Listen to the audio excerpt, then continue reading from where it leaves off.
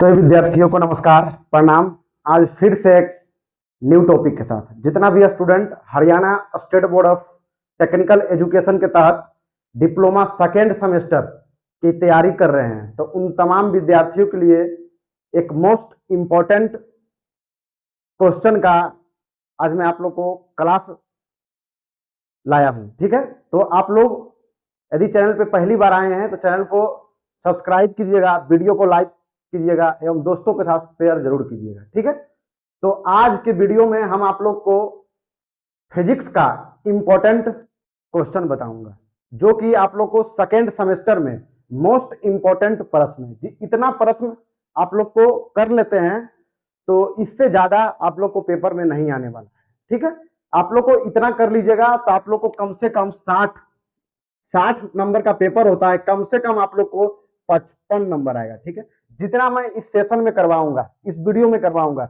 उतना आप लोग ईमानदारी पूर्वक बढ़िया तरीके से कॉपी में नोट डाउन कीजिएगा और उसको एक एक प्रश्न को अपना बुक से, जो भी आप लोग बुक पढ़ते हैं उन बुक से एक एक क्वेश्चन को आंसर लिखकर बढ़िया तरीके से ईमानदारी पूर्वक उसको याद कीजिएगा। ठीक है, आप लोग एग्जाम देने जाइएगा और एग्जाम से आइएगा तो आप लोग मिलाइएगा मेरा प्रश्न कि सर जितना पढ़ाए हैं उससे ज्यादा पेपर में आया है कि नहीं आया है। ठीक है, उससे ज्यादा पेपर में आप लोग को नहीं आएगा। जितना मैं करवाऊंगा इस सेशन में उतना आप लोग पढ़कर एग्जाम में चले जाइएगा।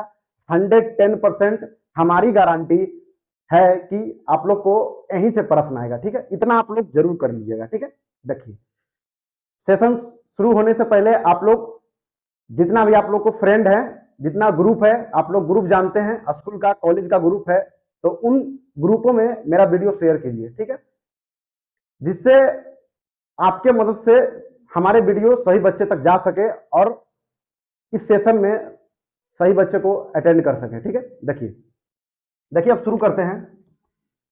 यह 5 प्रश्न हम आप लोग के सामने लिए, 6 प्रश्न। ठीक है, यह 8 मार्क्स का क्वेश्चन है। यदि यह 6 प्रश्न आप लोग कर एग्जाम में जाइएगा तो 6 प्रश्न में से ही आप लोग को 3 प्रश्न आता है। 8 मार्क्स में 3 प्रश्न आता है, 3 प्रश्न आता है, तो इन 6 प्रश्न में से वह 3 प्रश्न हो गए। ठीक है, इन 6 प्रश्न में से ही सेकेंड सेमेस्टर में 3 प्रश्न आएगा। तो आप लोग ईमानदारी पूर्वक इसे कॉपी में नोट डाउन कीजिएगा और एक एक प्रश्न को अपने कॉपी में उतार कर बढ़िया तरीके से इसको याद कीजिएगा। ठीक है, देखिए पहला प्रश्न इसका क्या बोलता है। पहला प्रश्न बोलता है explain free forced and resonant vibration. Free vibration क्या होता है, फोर्स वाइब्रेशन क्या होता है और रेजोनेंट वाइब्रेशन क्या होता है। ठीक है, सभी को डिफाइन करना है और एग्जाम्पल कह रहा है। ठीक है, विथ एग्जाम्पल आप लोग को कहेगा। तो एरो के फ्री का 2 एग्जाम्पल लिखिएगा, फोर्स का 2 एग्जाम्पल लिखिएगा और रेजोनेंट वाइब्रेशन का 2 एग्जाम्पल लिखिएगा। ठीक है, यदि आप लोग और इसका डिफाइन लिखिएगा, फोर्स का डिफाइन लिखिएगा और रेजोनेंट का डिफाइन लिखिएगा। डिफाइन लिख दीजिए या इसके बारे में एक 2 लाइन लिख दीजिए। ठीक है, वही चीज होता है। ठीक है, तो इसको आप लोग बढ़िया तरीके से कर लीजिएगा। अब देखिए दूसरा प्रश्न की ओर हम लोग आते हैं। दूसरा प्रश्न बोल रहा है define total internal reflection. Define total internal reflection, उसके बाद and its application and condition of TIR। TIR मतलब होता है टोटल इंटरनल रिफ्लेक्शन। इसका सेक्शन ए और सेक्शन बी में फुल फॉर्म भी पूछ सकता है। सेक्शन बी में आप लोग को पूछ देगा full form extend TIR। TIR को विस्तार कीजिए, तो TIR को क्या लिखिएगा, टोटल इंटरनल रिफ्लेक्शन। TIR का फुल फॉर्म होता है। ठीक है, तो आप लोग इसका फुल फॉर्म लिख दीजिएगा। अब देखिए अब क्या बोल रहा है, अब डिफाइन टोटल इंटरनल रिफ्लेक्शन। ठीक है, टोटल इंटरनल रिफ्लेक्शन क्या होता है, इसका डिफाइन 2-3 लाइन में लिखिएगा। उसके बाद इसका एप्लीकेशन लिखिएगा, 4 एप्लीकेशन से ज्यादा लिखिएगा। ठीक, क्योंकि 8 मार्क्स का क्वेश्चन है। ठीक है, तो 4 एप्लीकेशन से ज्यादा 5 को लिख दीजिए, 6 को लिख दीजिए। जितना ज्यादा एप्लीकेशन लिखिएगा उतना ज्यादा आप लोग को 8 मार्क्स उठाने में सुविधा होगा। ठीक है, यदि आप 3 एप्लीकेशन लिखते हैं या 2 एप्लीकेशन लिखते हैं तो कॉपी चेक करने वाले आप लोग को 8 में से 8 नहीं देंगे, 5 नंबर देंगे या 6 नंबर देंगे। ठीक है, और इसका कंडीशन क्या है, कंडीशन ऑफ TIR। TIR का कंडीशन क्या है, इसमें भी आप लोग को 4 पॉइंट लिखना है। ठीक है, एप्लीकेशन भी इसका यूजेज यूजेज एप्लीकेशन मतलब यूजेज होता है, मतलब TIR का यूजेज कहाँ कहाँ होता है, इसका उपयोग क्या है और इसका कंडीशन क्या है TIR का। ठीक, तो 4 पॉइंट इसमें लिखिएगा, 4 पॉइंट इसमें लिखिएगा। ठीक है, अब देखिए नेक्स्ट प्रश्न की ओर हम लोग बढ़ते हैं। प्रश्न नंबर तीसरा देखिए क्या बोल रहा है। बोल रहा है कि डिराइव एंड एक्सप्रेशन, ठीक है, इसको विस्तार करना है series and parallel combination of resistance. ठीक है, सीरीज मतलब क्या होता है श्रेणी क्रम, और पैरेलल मतलब होता है समानांतर। श्रेणी श्रेणी होता है और इसको ऊपर कर दीजिएगा तो क्या हो जाएगा समानांतर। इसको क्या करना है, इसको एक्सप्लेन करना है। ठीक है, इसको सीरीज को डेराइव, इसका डेफिनेशन लिख के इसको डेराइव कर दीजिएगा, मतलब ड्रा के साथ, मतलब फिगर के साथ इसको डेरिवेशन कर दीजिएगा और पैरेलल का डेरिवेशन कर दीजिएगा। ठीक है, डेरिवेशन कैसे कीजिएगा आप लोग, मतलब सीरीज कॉम्बिनेशन ऑफ रेसिस्टेंस का फॉर्मूला होता है RS बराबर R1 प्लस R2। तो इसको कैसे आया, इसको डेराइव करना है, और पैरेलल का होता है 1/RP बराबर 1/R1 प्लस 1/R। ठीक है, सीरीज में जुटेगा और उसके बाद एक पैरेलल में क्या होगा, पैरेलल में होगा 1/R1 प्लस 1/R2। ठीक है, इसको आप डेराइव कीजिएगा फिगर के साथ। ठीक है, कोई दिक्कत यहां तक, यहां तक कोई दिक्कत नहीं। अब देखिए, अब प्रश्न नंबर 4 की ओर हम लोग बढ़ते हैं। Define Gauss law. Gauss law क्या होता है, गॉस लॉ क्या होता है और इसका डेरिवेशन करना है, डेरिवेशन ऑफ गॉस लॉ। कोई दिक्कत यहां तक, यहां तक आप लोग को कोई दिक्कत नहीं। इन सभी प्रश्न आप लोग को 8 मार्क्स में पूछेगा 110%। ठीक है, देखिए अब क्वेश्चन नंबर 5 में आइए, कर रहा है define diamagnetic, paramagnetic and ferromagnetic. ठीक, and 2 example of each. Define करना है, डायमैग्नेटिक का भी डिफाइन देना है, पैरामैग्नेटिक का भी डिफाइन देना है और फेरोमैग्नेटिक का भी डिफाइन देना है। ठीक है, डिफाइन दीजिएगा और 8 नंबर का प्रश्न है। ठीक है, 8 मार्क्स आप लोग लिखिएगा तो मिलेगा। तो कम से कम इन सभी, इन तीनों के बारे में, डायमैग्नेटिक के बारे में, पैरामैग्नेटिक के बारे में, फेरोमैग्नेटिक के बारे में कम से कम 4-4 पॉइंट।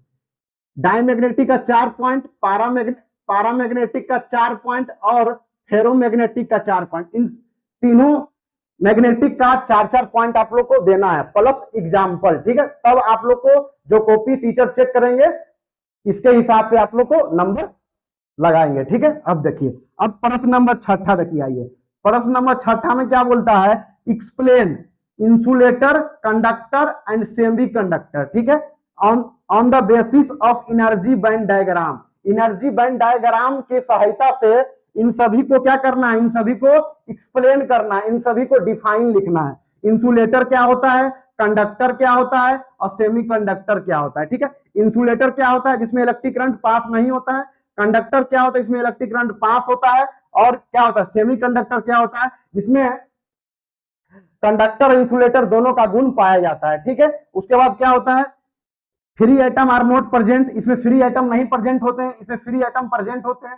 ठीक है, और इसमें क्या, इसमें लिखिएगा, इसमें क्या लिखिएगा, इसको डेफिनेशन लिखिएगा और प्लस इसका रेसिस्टिविटी ज्यादा होता है तो ये सभी लिखिएगा। ठीक है, और क्या होता है, इसका एग्जांपल क्या होता है, इंसुलेटर का वुड होता है, प्लास्टिक होता है, इसका क्या होता है लोहा लिखिएगा, अल्युमिनियम लिखिएगा, इसका क्या होता है ग्रेफाइट और जर्मेनियम लिखिएगा। ठीक है, तो इन सभी पर आप लोग को बढ़िया तरीके से 4-4 पॉइंट और प्लस डिफिनेशन प्लस इसका एग्जाम्पल। ठीक है, तो आप लोग और इसका क्या कीजिएगा, energy band diagram. Energy band diagram भी इन लोगों तक पारिएगा। ठीक है, ड्रा होता है एनर्जी बैंड डायग्राम। ठीक, इंसुलेटर, कंडक्टर, इस प्रकार इंसुलेटर, कंडक्टर एंड सेमीकंडक्टर तीनों का डेफिनेशन लिखिएगा।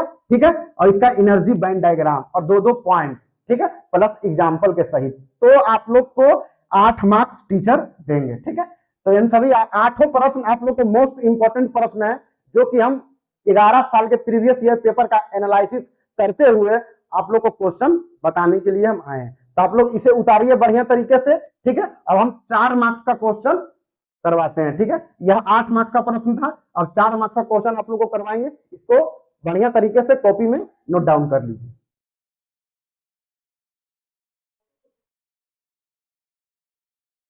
अब देखिए इसका आप नेक्स्ट प्रश्न हम लोग 4 मार्क्स का इंपॉर्टेंट प्रश्न लिए हैं। ठीक है, 4 मार्क्स का मोस्ट इंपॉर्टेंट प्रश्न जो कि आप लोग को एग्जाम में आएगा। ठीक, देखिए एक प्रश्न के बारे में हम लोग बढ़िया तरीके से डिस्कस करते हैं। पहला प्रश्न इसका देखिए क्या बोलता है write four application of laser. Laser आप लोग को सिलेबस में पढ़ना है, ठीक है। जितना आप लोग को क्वेश्चन लिया गया है सब आप लोग को सिलेबस से लिया गया है, ठीक है। जितना आप लोग को सिलेबस में आप लोग को पढ़ना है उतना सही। मोस्ट इंपॉर्टेंट प्रश्न जो कि हर बार पेपर में इन सभी प्रश्न रहता है, ठीक है। तो आप लोग वहीं से लिया गया है। Write four application of laser. Laser का 4 गो एप्लीकेशन लिखने के लिए आता है, ठीक है। तो 4 पॉइंट लेजर के बारे में 4 गो एप्लीकेशन लिखिएगा। एप्लीकेशन मतलब यूजेज, लेजर का कहाँ कहाँ यूज होता है, ठीक है। तो लेजर का यूज आप लोग जानते ही होंगे, तो लिख दीजिएगा 4 गो पॉइंट। नहीं तो आप लोग को जो भी बुक में या टीचर पढ़ाए होंगे यदि पॉइंट लिखाए हैं तो वहां से याद कर लीजिएगा। यदि आप लोग को नहीं लिखाया गया है तो आप लोग को जो बुक आप लोग पढ़ते हैं, नॉर्थ का पढ़ते हैं या ईशान पब्लिकेशन का पढ़ते हैं या ईगल पब्लिकेशन का पढ़ते हैं, जो भी बुक पढ़ते हैं, ठीक। अब देखिए दूसरा प्रश्न इसका। दूसरा प्रश्न बोल रहा है define spontaneous and stimulated emissions, ठीक है। स्पॉन्टेनियस इमिशंस क्या होता है और स्टिमुलेटेड इमिशंस क्या होता है, ठीक है। क्या लिखिएगा, डिफाइन लिखिएगा, ठीक है। 3 या 4 लाइन में इसका डिफाइन लिखिएगा, stimulated emissions and spontaneous emissions, ठीक है। कोई दिक्कत यहाँ तक आप लोग को कोई दिक्कत नहीं। अब देखिए नेक्स्ट प्रश्न की ओर हम लोग बढ़ते हैं। नेक्स्ट प्रश्न में क्या बोलता है right 4 application of optical fibre. Optical fibre का 4 एप्लीकेशन लिखना है। 4 मतलब 4 गो उसका यूजेज लिखना है कि ऑप्टिकल फाइबर में क्या क्या यूजेज होता है, ठीक है। क्या क्या यूजेज ऑप्टिकल फाइबर में हम करते हैं, ठीक है। अब देखिए, अब इसका नेक्स्ट प्रश्न देखिए, difference between extrinsic and intrinsic semiconductor. Extrinsic semiconductor, इधर एक्सटेंसिक लिख दीजिएगा, इधर इंट्रेंसिक लिखिएगा, ठीक है। और 4 गो पॉइंट लिखिएगा, एक्सटेंसिक क्या होता है, इंट्रेंसिक क्या होता है, ठीक है। 4-4 पॉइंट आप लोग लिख दीजिएगा, तो 4 मार्क्स में क्वेश्चन में आप लोग को 4 मार्क्स मिल जाएगा, ठीक है। तो आप लोग यहां से 4-4 पॉइंट लिख दीजिएगा, एक्सटेंसिक में 4 गो और इंट्रेंसिक में भी 4 गो, ठीक है। कि पेंटावैलेंट होता है, ट्राइवैलेंट होता है, इसमें चार्ज मेजॉरिटी कैरियर होता है, इसमें चार्ज मेजॉरिटी कैरियर नहीं होता है। इलेक्ट्रॉन जो भी होता है आप लोग बढ़िया तरीके से, इलेक्ट्रॉन का क्या होता है, मेजॉरिटी कैरियर नहीं होता है, उसमें होल्स का मेजॉरिटी कैरियर होता है। तो इस प्रकार आप लोग को लिख दीजिएगा, ठीक है। अब देखिए छठा देखिए, explain Coulomb's law. Coulomb's law क्या होता है, ठीक है। इसके बारे में डिफाइन लिखिएगा और कूलॉम्स लॉ का जो डिराइव करना है। डिराइव मतलब कूलॉम्स लॉ का जो फॉर्मूला क्या होता है, 1/4 pi epsilon note, 1/4 pi epsilon note Q1 Q2 बटा आर स्क्वायर, Q1 Q2 बटा आर स्क्वायर। यह फॉर्मूला आप लोग को होता है, इसको क्या करना है, इसको डेराइव करना है, ठीक है। कूलॉम्स लॉ आप लोग किताब में देखिएगा तो कूलॉम्स लॉ का डेफिनेशन लिखना है 3 या 4 लाइन में और इसका डेरिवेशन करना है। मतलब यह फॉर्मूला को क्या करना है, एक्सप्लेन करना है। यह फॉर्मूला कहां से आया इसको प्रूव करना है, ठीक है। अब देखिए, अब क्वेश्चन नंबर 7 देखिए, डिफाइन इलेक्ट्रिक फील्ड इंटेंसिटी, ठीक है। इलेक्ट्रिक फील्ड इंटेंसिटी, ठीक है, तीव्रता। इलेक्ट्रिक फील्ड इंटेंसिटी मतलब क्या, तीव्रता, ठीक है। तो तीव्रता क्या होता है, ठीक है। इलेक्ट्रिक मतलब विद्युत तीव्रता क्या होता है, उसके बाद डिफिनेशन लिखिएगा, उसके बाद एक्सप्रेशन कीजिएगा। इसका एक्सप्रेशन या डेरिवेशन या एक्सप्लेन कुछ भी कह देगा आप लोग को, एक्सप्लेन कह दे तो इसके बारे में एक्सप्लेन कर दीजिएगा। यदि एक्सप्रेशन कह दे तो एक्सप्लेन ही होता है, यदि आप लोग को डेरिवेशन कर दे तो एक्सप्रेशन ही होता है। कुछ भी कह दे आप लोग को, एक्सप्लेन, एक्सप्रेशन, डेरिवेशन कुछ भी करेगा तो आप लोग क्या कीजिएगा, इसका डेरिवेशन कीजिएगा, इसके बारे में एक्सप्लेन कीजिएगा। मतलब यह आप लोग को बताया गया कि 1/4 pi epsilon note into Q1 Q2 बटा आर स्क्वायर। यह फॉर्मूला कहां से आया इसके बारे में थोड़ा सा आप लोग विस्तार कीजिएगा, ठीक है। यह फॉर्मूला कहां से आया। अब देखिए, तो यह क्वेश्चन क्या कर रहा है, define electric field intensity. Electric field intensity के बारे में डिफाइन लिखना है कि इलेक्ट्रिक विद्युत तीव्रता क्या होता है और expression of electric field intensity due two point charge. Point charge से इलेक्ट्रिक फील्ड इंटेंसिटी के बारे में डेराइव करना है, ठीक है। अब देखिए, अब करा एक्सप्लेन ओम्स लॉ। ओम का नियम क्या है, ओम का नियम क्या है, तो ओम का नियम भी समानुपाती आई होता है, ठीक है। भी समानुपाती आई, ठीक है। तो इसके बारे में कि भी समानुपाती आई क्या होता है, ठीक है। भी एक समानुपाती हटता है तो भी बराबर आई आर लगता है। आर मतलब रेसिस्टेंस होता है, आर मतलब कांस्टेंट जो लगता है, ठीक है। तो क्या लगता है, समानुपाती हटाते हैं तो कांस्टेंट लगता है, आर रेसिस्टेंट होता है। इसके बारे में आप लोग को एक्सप्लेन करना है। मतलब वोल्टेज बढ़ाएंगे तो रेसिस्टेंस बढ़ेगा, यदि रेसिस्टेंस घटाएंगे तो वोल्टेज घटेगा, यदि करंट बढ़ाएं तो करंट, यहाँ करंट बढ़ाएंगे तो वोल्टेज बढ़ेगा, यदि वोल्टेज बढ़ाएं तो करंट बढ़ेगा। इसी प्रकार आप लोग बढ़िया तरीके से इसको बारे में एक्सप्लेन कीजिएगा। यहाँ लिख सकते हैं आप R बराबर V बटा I भी लिख सकते हैं, मतलब R बराबर V बटा I, ठीक है। यदि यहाँ भी आप लोग कर सकते हैं, यदि करंट बढ़ाएंगे, क्या है आप लोग को, यदि करंट बढ़ाएंगे तो रेसिस्टेंस घटेगा, करंट बढ़ाएंगे तो रेसिस्टेंस घटेगा। क्यों घटेगा कि इनवर्सली प्रोपोर्शनल है, इनवर्सली प्रोपोर्शनल है। उसी प्रकार, ठीक है। तो आप लोग ओम्स लॉ का क्या कीजिएगा, एक्सप्लेन, मतलब ओम्स लॉ क्या होता है, ठीक है। उसके बाद क्या कीजिएगा, उसके बाद इसका रिप्रेजेंटेशन कीजिएगा, ठीक है। ओम्स लॉ इसका दिखाइएगा, मतलब ग्राफ की मदद से ओम्स लॉ को दिखाया जाता है। आप लोग को बुक में जो भी टीचर शिक्षक पढ़ाते होंगे बुक, वह बुक में आप लोग को दिया होगा ओम्स लॉ, वहां से आप लोग देख सकते हैं, ठीक। देखिए उसके बाद 9वां प्रश्न देखिए, define reflection of light. Reflection of light क्या होता है, प्रकाश के परावर्तन का नियम। आप लोग बिहार बोर्ड से आए होंगे तो 9वां या 10वां के पहला चैप्टर में है रिफ्लेक्शन ऑफ लाइट, परावर्तन के नियम। तो उसका परावर्तन का नियम क्या होता है, रिफ्लेक्शन ऑफ लाइट किसे कहते हैं, bouncing off back of light equal reflection of light, ठीक है। उसके बाद इसका लॉ लिखिएगा, इसका क्या कीजिएगा, इसके कितने नियम होते हैं, इसके 2 नियम है, उसके बारे में लिखना है, ठीक है, बस। उसके बाद देखिए प्रकाश के अपवर्तन, अब आ गया रिफ्रैक्शन ऑफ लाइट, प्रकाश के अपवर्तन, एक परावर्तन होता है, एक अपवर्तन होता है। अपवर्तन क्या होता है, ठीक है, refraction of light and it's law, इसका भी 2 नियम होते हैं, ठीक है। एक नियम का स्नेल्स लॉ कहा जाता है, तो इन सभी 2 नियम होता है, ठीक है। एक पहला नियम, एक दूसरा नियम, दूसरा नियम को स्नेल्स लॉ कहा जाता है। तो इन सभी नियमों को आप लोग जिक्र कीजिएगा, ठीक है। 4 मार्क्स के क्वेश्चन में इन सभी नियमों को आप लोग को लिखना है, यदि प्रश्न में लॉ पूछ दिया तो।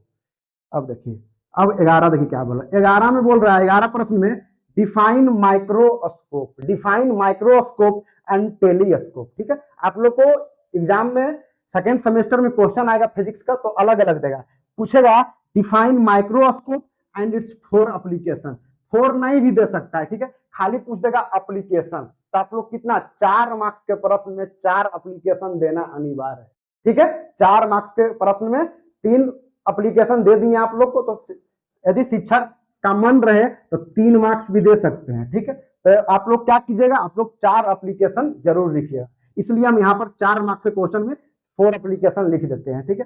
तो माइक्रोस्कोप क्या होता है और इसका 4 एप्लीकेशन, उसके बाद क्या है एंड टेलीस्कोप, टेलीस्कोप क्या होता है और इसका एप्लीकेशन, ठीक है। सभी प्रश्न आप लोग को एग्जाम में आएगा, ठीक है। तो आप लोग इसे बढ़िया तरीके से नोट डाउन कर लीजिए या स्क्रीनशॉट ले लीजिए। अब नेक्स्ट प्रश्न की ओर हम लोग बढ़ते हैं, ठीक। तो इसको आप लोग कॉपी में नोट डाउन कर लीजिए।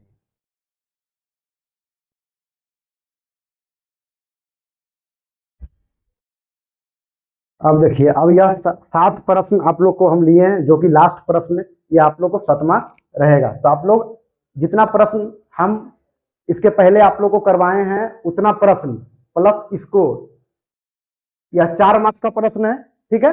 और आप लोग को पहला में जो करवाए 1 से 6 प्रश्न तक, वह 8 मार्क्स का प्रश्न है। यदि आप लोग इतना कर कर एग्जाम में चले जाइएगा तो हमारी गारंटी है कि आप लोग को 60 में से 55 नंबर कंफर्म है। क्यों कंफर्म है, क्योंकि इन सभी प्रश्न जितना मैं यह वीडियो में करवाया हूं, वह प्रश्न 11 साल का प्रीवियस ईयर पेपर का एनालिसिस प्रश्न है, ठीक है। इतना आप लोग कर लीजिएगा, इससे ज्यादा आप लोग को सिलेबस में प्रश्न ही नहीं है, ठीक है। इससे ज्यादा प्रश्न आप लोग को नहीं है। तो 4 मार्क्स का प्रश्न और 8 मार्क्स का क्वेश्चन यहां से आप लोग को क्लियर हो जाएगा। और आप लोग को फिजिक्स का एक वीडियो और लाएंगे, जो कि सेक्शन ए और सेक्शन बी, सेक्शन ए और सेक्शन बी रहेगा, ठीक है। तो इन दोनों वीडियो आप लोग यदि बढ़िया तरीके से देख लेते हैं तो आप लोग को फिजिक्स में 60 में से 55 नंबर 110% हमारी गारंटी, ठीक है। तो एक एक प्रश्न के बारे में हम लोग चलिए डिस्कस करते हैं, ठीक। देखिए पहला प्रश्न क्या बोल रहा है, पहला प्रश्न बोल रहा है, यदि पूछ देगा define mechanical wave, define mechanical wave या इलेक्ट्रोमैग्नेटिक वेव, ठीक है। डिफाइन पूछ देगा तो आप लोग डिफाइन लिखिएगा 2-3 लाइन में मैकेनिकल वेव लिखिएगा और इलेक्ट्रोमैग्नेटिक वेव। उसके बाद देखिए क्या पूछेगा, उसके बाद पूछ देगा मैकेनिकल वेव को ही साउंड वेव कहते हैं, मैकेनिकल वेव को साउंड वेव कहते हैं। साउंड वेव का दूसरा नाम है मैकेनिकल वेव, ठीक है। उसके बाद इलेक्ट्रोमैग्नेटिक वेव का दूसरा नाम है लाइट वेव, इलेक्ट्रोमैग्नेटिक वेव का दूसरा नाम है लाइट वेव। तो पूछ देगा आप लोग को कि साउंड वेव और लाइट वेव क्या है, डिफाइन में पूछ दिया कि साउंड वेव और लाइट वेव क्या है, तो आप लोग को डेफिनेशन इन दोनों में से एक ही को याद करिएगा, ठीक है। मैकेनिकल वेव का याद कर लिए तो साउंड वेव का लिख दीजिएगा, यदि इलेक्ट्रोमैग्नेटिक वेव का याद कर लिए तो लाइट वेव का लिख दीजिएगा, ठीक। और इसमें एग्जाम में पूछता है साउंड वेव और लाइट वेव में डिफरेंस। साउंड वेव एक पट्टी साउंड वेव लिखिएगा, एक साइड साउंड वेव लिखिएगा, एक साइड लाइट वेव लिखिएगा, और इसका 3 या 4 पॉइंट लिख दीजिएगा, ठीक है। तो आप लोग को 4 मार्क्स यहां से मिल जाएगा, ठीक है। अब देखिए आते हैं नेक्स्ट प्रश्न। नेक्स्ट प्रश्न में इन सभी प्रश्न है, ठीक है, जो कि सेक्शन बी में पूछ सकता है, नहीं तो आप लोग को 4 मार्क्स में पूछ देगा। तो आप लोग को पूछ देगा define the following, define the following, ठीक है। प्रश्न पूछ दिया डिफाइन द फॉलोइंग, तो 2 को दे देगा, टाइम पीरियड दे दे या कैंटिलेवर दे दे, कुछ भी इन छह जो टाइम पीरियड है, कैंटिलेवर है, नॉइज है, एसएचएम है और इको है और फ्रीक्वेंसी है, इन 6 में से 2 को दे दे या 3 को दे दे, ठीक है। पहला में दे देगा इको दे देगा, दूसरा में दे देगा नॉइज दे देगा, तीसरा में दे देगा एसएचएम। एसएचएम मतलब सिंपल हार्मोनिक मोशन, ठीक है। इसका फुल फॉर्म भी आता है, ऐसे पूछ देगा एक्सपेंड एसएचएम, तो आप लोग लिखिएगा एसएचएम मतलब सिंपल हार्मोनिक मोशन, ठीक है। तो इसका डिफाइन लिखे, टाइम पीरियड क्या होता है, total time taken to complete one cycle, one cycle में जितना टाइम को हम टेकन करते हैं उसको टाइम पीरियड कहते हैं, ठीक है। इसका एसआई मात्रक क्या होगा, टाइम पीरियड का सेकेंड होता है, टाइम पीरियड क्या होता है, सेकेंड होता है। उसी प्रकार क्या है आप लोग को फ्रीक्वेंसी है, ठीक है, फ्रीक्वेंसी है, ठीक है। उसके बाद क्या है, कैंटिलेवर होता है, नॉइज होता है, unpleasant effect of sound, SHM होता है, उसके बाद इको, उसके बाद फ्रीक्वेंसी। इन 6 प्रश्न आप लोग को सेक्शन बी में भी पूछ सकता है या 4 मार्क्स में भी पूछ सकता है, ठीक है। तो इन 6 प्रश्न को हम सेक्शन ए और सेक्शन बी यदि दूसरा वीडियो हम बताएंगे तो उन सभी में इसका आंसर आप लोग को बता दिया जाएगा, ठीक है। अब देखिए, अब तीसरा प्रश्न इसका देखिए, explain type of sound wave, sound के कितने प्रकार है on the basis of frequency, frequency के आधार पर साउंड के कितने प्रकार है। तो साउंड के क्या है, अल्ट्रासोनिक है, इंफ्रासोनिक है और ऑडिबल रेंज है, ठीक है। पहला में अल्ट्रासोनिक, दूसरा में इंफ्रासोनिक और तीसरा में ऑडिबल रेंज। इन सभी इन 3 जो आप लोग को क्या है, इन 3 साउंड वेव है उसका डेफिनेशन लिखिएगा, ठीक है। On the basis of frequency के आधार पर उसका डेफिनेशन लिखना है। यह प्रश्न आप लोग को 8 मार्क्स में भी पूछ सकता है, 8 मार्क्स में भी पूछा गया प्रश्न है, ठीक है। तो आप लोग बहुत सावधानी पूर्वक इसे याद करिएगा, ठीक है। अब देखिए, अब पूछ देगा एसी एंड डीसी, ठीक है, एसी एंड डीसी। एसी क्या होता है, अल्टरनेटिव करंट क्या होता है और डायरेक्ट करंट क्या होता है। तो अल्टरनेटिव करंट एक पट्टी लिखिएगा, अल्टरनेटिव करंट, एक पट्टी डीसी करंट। इसमें होगा, इसका हर्ज 50 हर्ज होता है, इसका फ्रीक्वेंसी 0 हर्ज होता है, यह पीरियोडिकली होता है या डायरेक्ट कांस्टेंट होता है। तो आप लोग 4 पॉइंट इसके बारे में एसी और डीसी के बारे में लिख दीजिएगा, ठीक है। अब देखिए 5वां प्रश्न आपको कह रहा है express relation among wave velocity frequency and wave length.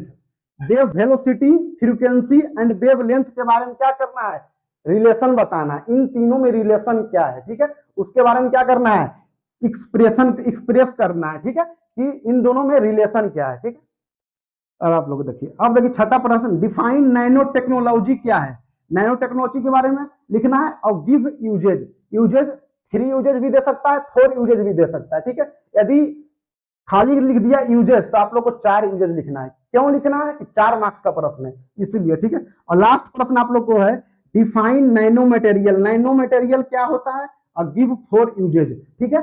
जितना यूजेज दे दे, यदि यूजेज गिव यूजेज खाली दे देगा तो 4 यूजेज आप लोग मेरे अनुसार लिखिएगा, ठीक है।